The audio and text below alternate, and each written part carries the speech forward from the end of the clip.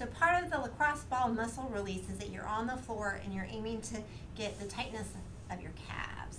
So here you can start as low as you can go to the heel, trying to get tension and tightness that's surrounding that Achilles tendon or in the Achilles tendon, and you can go up and down the tendon. You can go cross friction, going side to side.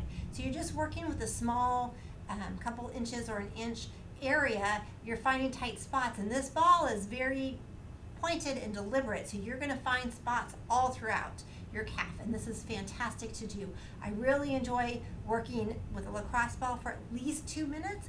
You sometimes can work longer, but then that's just painful and hard to recover from too. So doing this consistently throughout the week makes a big difference. So aiming for 2 minutes is great. So you're going and finding the little spots all throughout the calf, going all the way up into the calf, and just hovering on those spots that are very tight. So this is the back of the calf, and you want at least 1 to 2 minutes here.